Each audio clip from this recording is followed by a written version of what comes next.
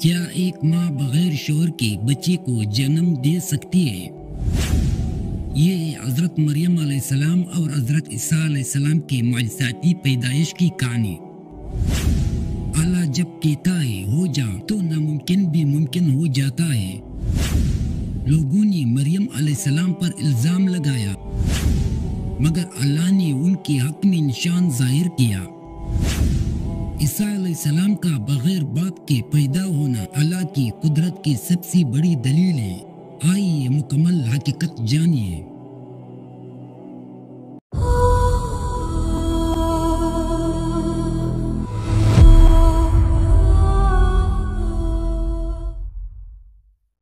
بسم اللہ الرحمن الرحیم۔ شروع اللہ کے نام سے جو بڑا مہربان نہایت رحم والا ہے۔ حضرت عیسیٰ علیہ السلام کی پیدائش کا واقعہ ایک غیر معمولی اور معجزاتی واقعہ ہے۔ یہ واقعہ ان کی والدہ حضرت مریم علیہ السلام کی پاکیزگی اور تقوی کی ایک عظیم نشانی ہے۔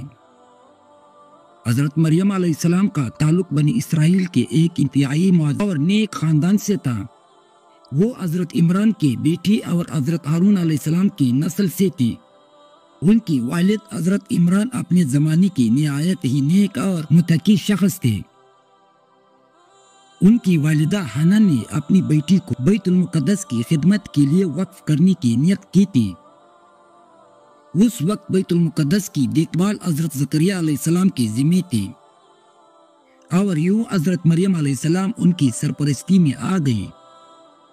قرآن مجید میں سورہ مریم آیت نمبر 16 میں یہ آیا ہے، اور اس کتاب میں مریم کا بھی تذکرہ کرو۔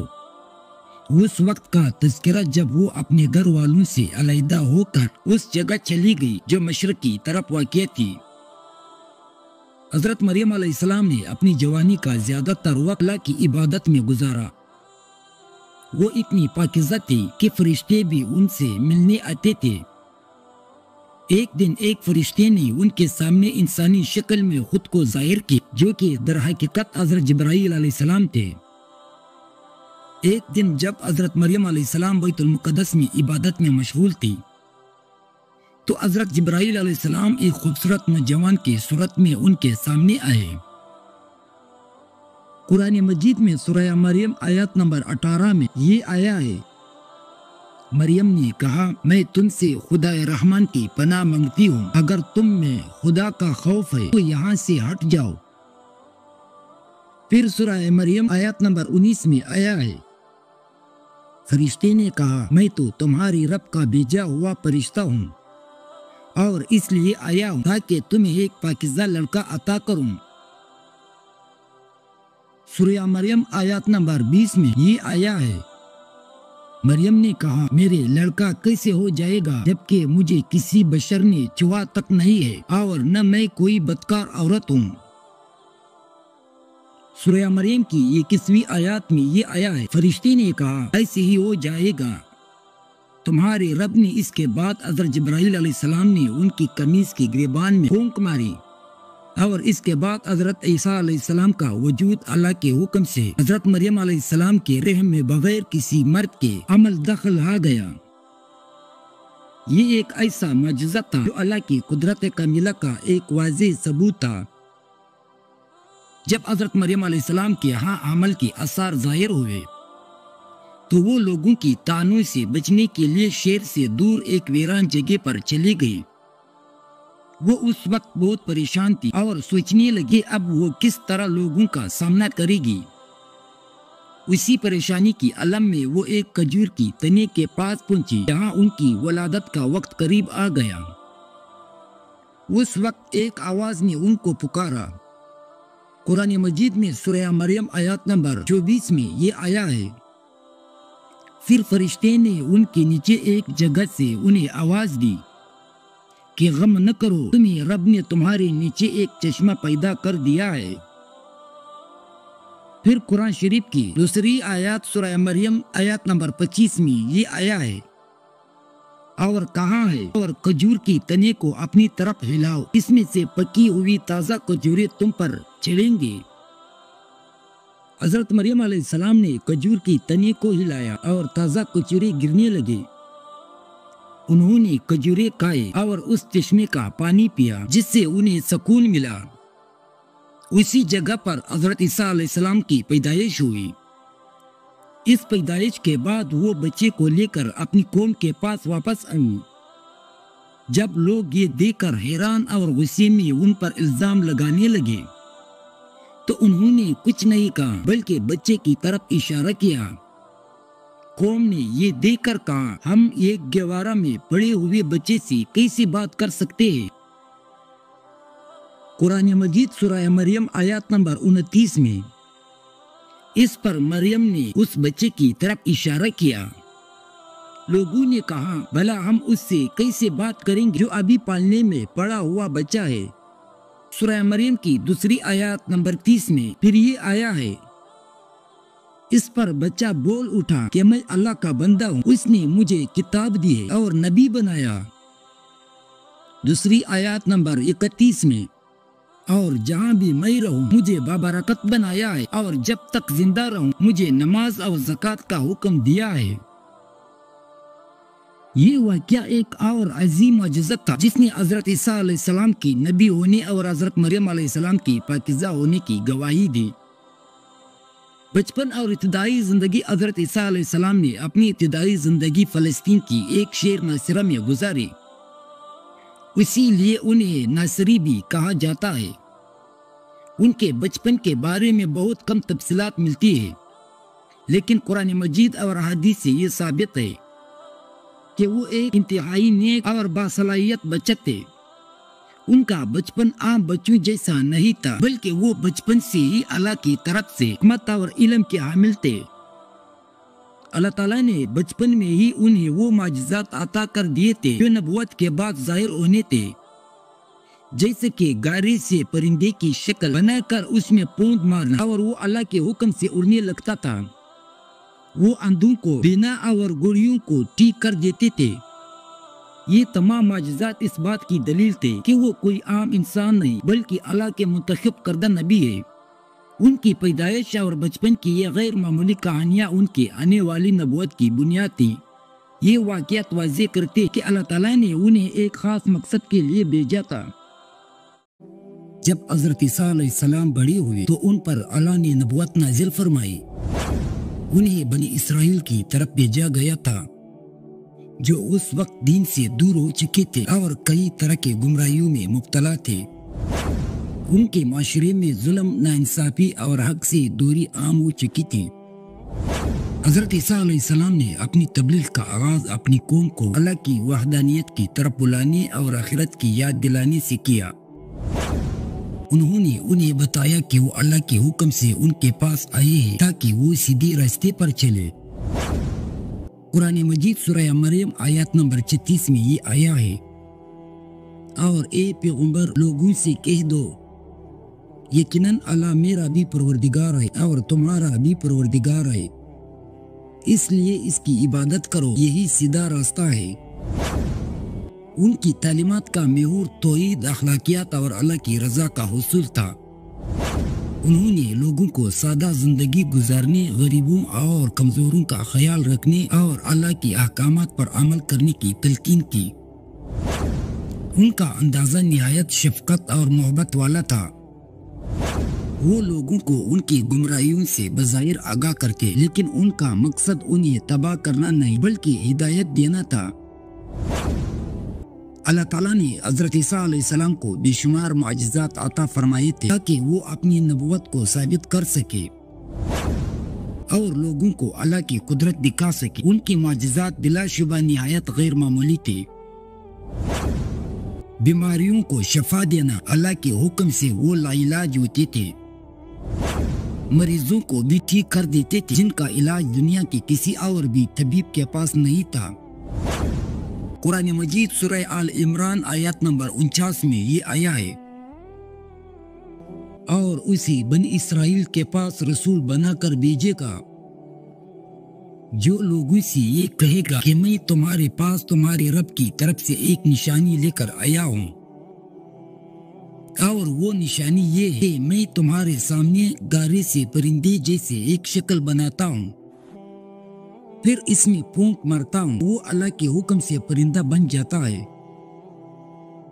اور میں اللہ کے حکم سے مادریزات، اندھے اور کوڑی کو تندرست کر دیتا ہوں اور مردوں کو زندہ کر دیتا ہوں، اور تم لوگ جو کچھ اپنے گھروں میں کاتے یا ذخیرہ کر رکھتے ہو سب بتا دیتا ہوں۔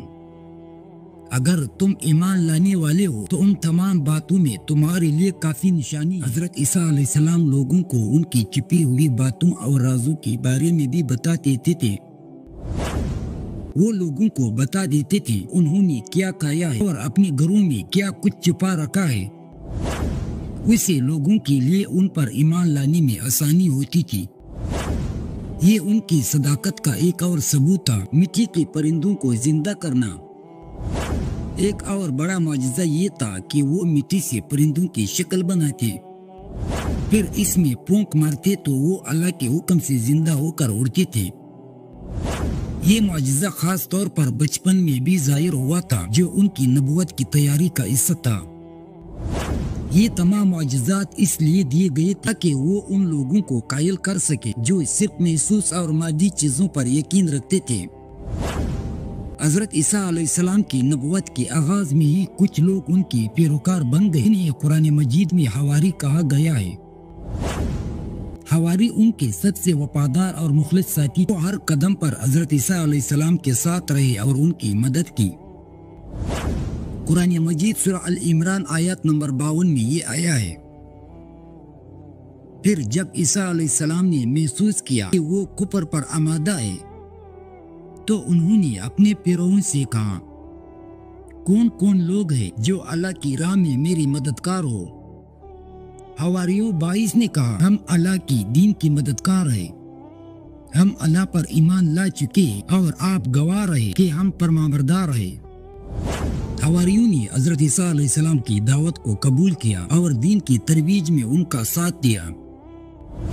وہ لوگوں کو دعوت دیتے تھے اور جب بنی اسرائیل کے سردار حضرت عیسیٰ علیہ السلام کے خلاف سازشیں کر رہے تھے تو حواریوں نے ان کا بھرپور ساتھ دیا۔ حواریوں میں مختلف پس منظر کے لوگ شامل تھے، لیکن ان سب کا مشترکہ مقصد اللہ کی رضا اور حضرت عیسیٰ علیہ السلام کی پیروی تھا۔ حضرت عیسیٰ علیہ السلام کی سچائی اور ان کی معجزات نے بنی اسرائیل کے سرداروں اور علماء کو ناراض کر دیا۔ وہ حسد اور بغض کے آگ میں جلنے لگے۔ ان کا خیال تھا کہ یہ سب کچھ جادو ہے اور حضرت عیسیٰ علیہ السلام جھوٹا دعویٰ کر رہے ہیں۔ اس کی وجہ یہ تھی کہ وہ اپنی مذہبی اجارہ اور دنیاوی مفادات کو خطرے میں محسوس کر رہے تھے۔ ان سرداروں نے حضرت عیسیٰ علیہ السلام کے خلاف جھوٹے الزامات لگانا شروع کر دیے۔ انہوں نے رومی حکمرانوں سے بھی شکایت کی کہ یہ شخص بادشاہت کا دعویٰ کر رہا ہے اور ہمارے مذہب کے خلاف کام کر رہا ہے۔ یہ سازشیں بڑھتی رہی اور بالآخر ایک وقت آیا کہ انہوں نے حضرت عیسیٰ علیہ السلام کو قتل کرنے کی سازش تیار کر لی۔ وہ یہودا نامی ایک شخص کے ذریعے جو حواریوں میں شامل تھا حضرت عیسیٰ علیہ السلام کو پکڑوانے کے لیے درپے ہوئے۔ اسلامی عقیدے کے مطابق حضرت عیسیٰ علیہ السلام صلیب پر نہیں چڑھائے گئے اور نہ ہی ان کی وفات ہوئی تھی۔ انہیں اللہ نے زندہ آسمان پر اٹھا لیا تھا۔ وہ آج بھی زندہ ہے اور قیامت کے قریب زمین پر دوبارہ تشریف لائیں گے۔ یہ ان کی مشن کا ایک اہم حصہ اور اس کا تذکرہ قرآن مجید اور احادیث نبوی میں کثرت سے موجود ہے۔ ان کی دوبارہ آمد کی علامات قیامت میں سے ایک بڑی علامت مانا جاتا ہے۔ قرآن مجید میں سورہ الزخرف میں آیات نمبر 61 میں یہ فرمایا ہے، اور یقین رکھو کہ وہ یعنی عیسیٰ علیہ السلام قیامت کی ایک نشانی ہے، اس لیے تم اس میں شک نہ کرو اور میری بات مانو، یہی سیدھا راستہ ہے۔ احادیث مبارکہ کے مطابق حضرت عیسیٰ علیہ السلام کا نزول اس وقت ہوگا جب دنیا میں دجال کا فتنہ اپنی انتہا پر پہنچ چکا ہوگا۔ دجال ایک ایسا شخص ہوگا جو خدا ہونے کا دعویٰ کرے گا اور اپنی جادوگری کے ذریعے لوگوں کو گمراہ کرے گا۔ وہ دنیا میں ہر جگہ فساد پھیلائے گا سوائے مکہ اور مدینہ کے۔ صحیح مسلم کی ایک مشہور حدیث میں حضرت عیسیٰ علیہ السلام کی نزول کی تفصیلات بیان کی گئی ہے۔ حضرت عیسیٰ علیہ السلام دمشق کے مشرقی حصے میں واقع ایک سفید منارہ عیسیٰ کے قریب فجر کی نماز کے وقت دو فرشتوں کی پروں پر ہاتھ رکھے ہوئے زرد رنگ کا لباس پہنے ہوئے نازل ہوں گے۔ یہ نزول اس وقت ہوگا جب مسلمان دجال کے خلاف جنگ کی تیاری کر رہے ہوں گے اور امام مہدی ان کے امیر ہوں گے۔ حضرت عیسیٰ علیہ السلام فجر کی نماز کے وقت نازل ہوں گے اور امام مہدی ان سے نماز کی امامت کے لیے کہیں گے، مگر وہ انکار کریں گے اور کہیں گے کہ یہ اعزاز اسی کے لیے جو اس وقت مسلمانوں کا امیر ہے۔ حضرت عیسیٰ علیہ السلام کا سب سے بڑا کام دجال کا خاتمہ ہوگا۔ ان کی آمد کا مقصد ہی اس فتنے کا کلا کما کرنا ہے۔ جب حضرت عیسیٰ علیہ السلام نزول فرمائیں تو دجال اس وقت مسلمانوں کی ایک گروہ کو معاشرے میں لے چکا ہوگا۔ دجال حضرت عیسیٰ علیہ السلام کو دیکھ کر اس طرح پگھلنا شروع ہو جائے گا جیسے نمک پانی میں پگھلتا ہے۔ دجال ان کے سامنے زیادہ دیر تک ٹھہر نہیں سکے گا۔ حضرت عیسیٰ علیہ السلام دجال کا پیچھا کریں گے اور اسے بابلوت موجودہ اسرائیل کے شہر تل ابیب کے قریب ایک جگہ کے مقام پر قتل کریں گے۔ اس طرح دنیا کو ایک بہت بڑی فتنے سے نجات ملیں گے اور لوگوں کو یہ یقین ہو جائے کہ دجال کا جھوٹا خدا کا دعویٰ بالکل بے بنیاد تھا۔ دجال کے قتل کے بعد حضرت عیسیٰ علیہ السلام دنیا میں عدل و انصاف کا نظام قائم کریں گے۔ وہ صلیب کو توڑیں گے اور خنزیر کو قتل کریں گے۔ اس کا مطلب یہ کہ وہ مسیحیت کے اس موجودہ شکل کو باطل قرار دیں گے جس میں ان کو خدا کا بیٹا قرار دیا جاتا ہے، اور اس مذہب میں شامل شرکیہ عقائد کا خاتمہ کریں گے۔ وہ اسلام کو مکمل طور پر نافذ کریں گے۔